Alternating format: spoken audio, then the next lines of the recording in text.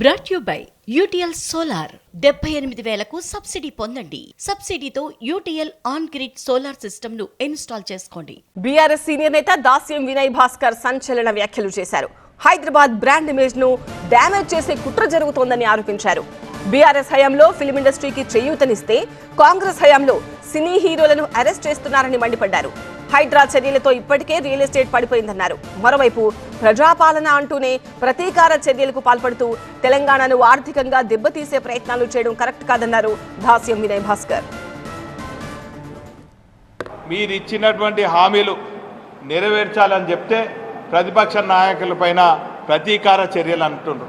ప్రజాపాలన పోయింది, ప్రతీకార చర్యలకు పాల్పడుతున్నారు.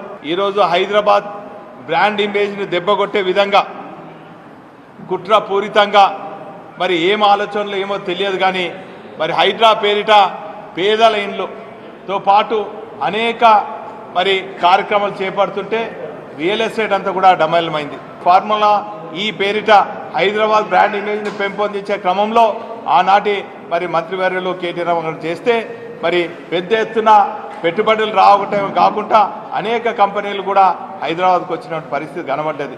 కానీ ఈరోజు వారిపైన కేసు నమోదు చేసి ఈరోజు మరి ప్రపంచ దేశాల్లోనే హైదరాబాద్ కాదు దేశ ప్రతిష్ట కూడా దిగజారే విధంగా మరి కాంగ్రెస్ ప్రభుత్వం చేస్తుంది.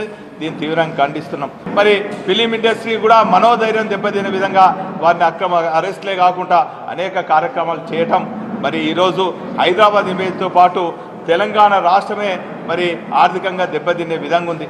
Brought you by UTL solar 78,000కు సబ్సిడీ పొందండి. సబ్సిడీతో UTL on grid solar system ను ఇన్స్టాల్ చేసుకోండి.